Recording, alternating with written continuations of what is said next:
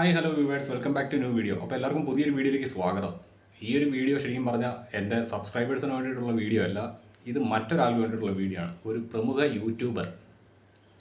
ആ യൂട്യൂബ് വെച്ച് എന്ത് സാധനമാണ് ചെയ്യുന്നതെന്ന് എനിക്കറിയത്തില്ല. മനുഷ്യാവകാശ പ്രവർത്തക, സ്ത്രീ സംരക്ഷക എന്നൊക്കെ അറിയപ്പെടുന്ന നമ്മുടെ സ്വന്തം നാവായിക്കുളം തട്ടിപ്പുകാരി ഷെഫീന ബീവിക്ക് വേണ്ടിയിട്ടുള്ള വീഡിയോ ആണ്.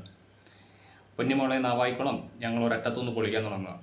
കുറേ നാളായിട്ട് നിന്നെ ഞങ്ങൾ വിട്ടുവെച്ചിരിക്കുകയായിരുന്നു. കാരണം നീ തെറിയെല്ലാം നിർത്തി മാനസാന്തരം വന്ന് നന്നാവാൻ തീരുമാനിച്ചു എന്നറിഞ്ഞപ്പോഴത്തേക്ക് ഒത്തിരി അധികം ഞങ്ങൾ എക്സ്പെക്റ്റ് ചെയ്തു. പക്ഷേ നീ എന്നും ആ തൊട്ടി സ്വഭാവം തന്നെ കാണിച്ചുകൊണ്ടിരിക്കുന്ന കാര്യത്തിൽ ഞങ്ങൾക്ക് 100% ഉറപ്പായിരുന്നു. ഇന്നല്ലേ നാളെ നിന്നിനുള്ള ആ കുട്ടിച്ചാത്തനും കട്ടപ്പോകനും എല്ലാം പുറത്തു വരുമെന്ന് അറിയായിരുന്നു. അപ്പോൾ ഒരറ്റത്തുനിന്ന് ഞാൻ അങ്ങ് പൊളിക്കാൻ തുടങ്ങുക. ഞാൻ മാത്രമല്ല, വഴി ആൾക്കാർ വന്നോളും. ഞങ്ങളെല്ലാവരും വെയിറ്റ് ചെയ്തിരുന്നു ഇതിന് വേണ്ടിയിട്ട് തന്നെയായിരുന്നു. നീ എപ്പോൾ തല പൊക്കുമെന്നുള്ളത്. നാളെ മുതൽ ഓസ്മനളി ടോക്സ് വീണ്ടും വരും, പഴയ കുറേ അധികം തെളിവുകളും കാര്യങ്ങളുമായിട്ട്. ഓർക്കുന്നുണ്ടോ? മോൻ്റെ ഫീസ് അടയ്ക്കാൻ ക്യാഷില്ല, ആത്മഹത്യ ചെയ്യാൻ തോന്നുന്നു എന്ന് പറഞ്ഞുകൊണ്ട് കരഞ്ഞു മെഴുകി ഓസിൻ്റെ നിന്ന് മേടിച്ച ക്യാഷ്. അത് കണക്ക് തന്നെ ഇസ്രയേലിൽ ജോലി ചെയ്യുന്ന ഷിതാമോൾ എന്ന് പറയുന്ന നേഴ്സിൻ്റെ നിന്ന് 1.25 ലക്ഷം രൂപ മേടിച്ച കാശ്. അതേപോലെ തന്നെ ഒരു ക്യാൻസർ പേഷ്യൻറ്റ്, നീ മറന്നോ? അമല ഹോസ്പിറ്റലിൽ ട്രീറ്റ്മെൻറ്റ് കഴിയുന്ന പാവപ്പെട്ട പെണ്ണ്, അതിൻ്റെ ക്യാഷ് തട്ടിയെടുത്തിട്ട് അതിനെ കൂട്ടി വിളിച്ചത് മറന്നിട്ടില്ല ഞങ്ങൾ ആരും. അതിൻ്റെ വോയിസ് ക്ലിപ്പ് ഉൾപ്പെടുന്ന വീഡിയോ ഇപ്പോഴും എൻ്റെ ചാനലിൽ കിടന്നുകൊണ്ടിരിക്കും. അങ്ങനെയുള്ള നിന്നെ ഞങ്ങൾ ഒരു ലൈവ് പോലും ചെയ്യാൻ പറ്റാത്ത അവസ്ഥയിലേക്ക് എത്തിച്ചായിരുന്നു ഒരു കാലഘട്ടത്തിൽ. അന്ന് ഞങ്ങൾ നിർത്തിപ്പോയതാണ്, മടുത്തു. കാരണം നിനക്ക് പിന്നെ ഒന്നും ചെയ്യാനില്ലായിരുന്നു. നിന്നെ ഞങ്ങൾ കൂട്ടാവുന്നതിന് മാക്സിമം എക്സ്പോസ് ചെയ്ത് നിനക്ക് കിട്ടാനുള്ള സഹായങ്ങൾ മുഴുവൻ ഇല്ലാതാക്കി ഞങ്ങൾ ഒരു മൂലയ്ക്ക് ഇരുത്തി തരാം. എത്ര സ്ട്രൈക്ക് അടിച്ച് ഉണ്ടാക്കിലോട്ട് തന്നു നിനക്ക്, എത്ര റിപ്പോർട്ട് തന്നു, അങ്ങനെ എല്ലാം നിന്നെ ഒതുക്കി ഞങ്ങളൊരു മൂലയ്ക്ക് വെച്ചിരുന്നതാണ്. പിന്നെ നീ രേണുസുതിയുടെ പിന്നാലെ പോയപ്പോഴത്തേക്ക് എന്തെങ്കിലും ആവട്ടെ പുല്ല്, നീ നന്നാകുന്നെങ്കിൽ നന്നാവട്ടെ എന്ന് പറഞ്ഞുകൊണ്ട് ഞങ്ങൾ മാറി നിന്നതാണ്. പക്ഷെ നീ വീണ്ടും കളി തുടങ്ങി.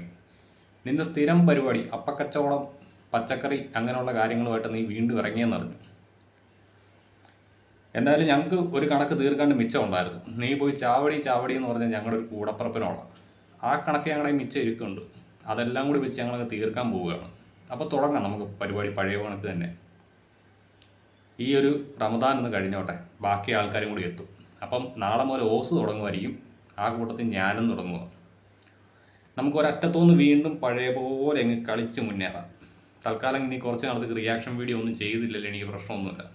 നീ എന്ന വിഷം ഇനി യൂട്യൂബിലുണ്ടാവരുത്. നിന്നെ ഒതുക്കാവുന്നതിൻ്റെ മാക്സിമം ഒതുക്കിക്കൊണ്ട് തന്നെ ഇരിക്കണം. അത് തന്നെയാണ് ഞങ്ങളുടെ എല്ലാ ആവശ്യം. കാരണം നീ പുറത്തോട്ട് ഇറങ്ങിക്കഴിഞ്ഞാൽ ഈ നാട്ടിലെ സാധാരണക്കാരികളായിട്ടുള്ള ധാരാളം സ്ത്രീകൾ വേയും അവിധക്കാരികളൊക്കെ ആവും.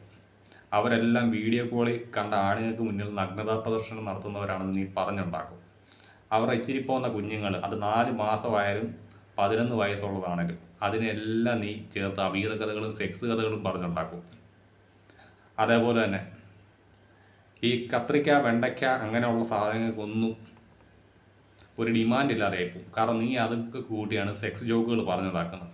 അങ്ങനെയുള്ള യൂട്യൂബിലെ വിഷവത്തായിട്ടുള്ള നിന്നെ അടിച്ചൊതുക്കി ഒരു മൂലയ്ക്കാക്കിയതായിരുന്നു ഞങ്ങളെല്ലാവരും. പക്ഷെ നീ സമ്മതിക്കത്തില്ല, നീ വീണ്ടും നിലപൊക്കുക. അപ്പോൾ എന്താ ചെയ്യേണ്ടത്? ഒരറ്റത്തുനിന്ന് അങ്ങ് പൊളിക്കാണ്ട് ഞങ്ങളെല്ലാം തീരുമാനിച്ചിരിക്കുകയാണ്.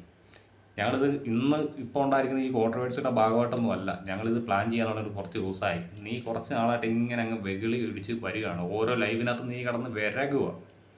അപ്പോൾ അതിനെല്ലാം കൂടി ഉള്ള ഒരു മറുപടി, അതിൻ്റെ സ്റ്റാർട്ടിംഗ് ആണ് നാളെ മുതൽ. തെറിച്ചി വധം സീസൺ 2 ഞങ്ങളങ്ങ് ആരംഭിക്കുക.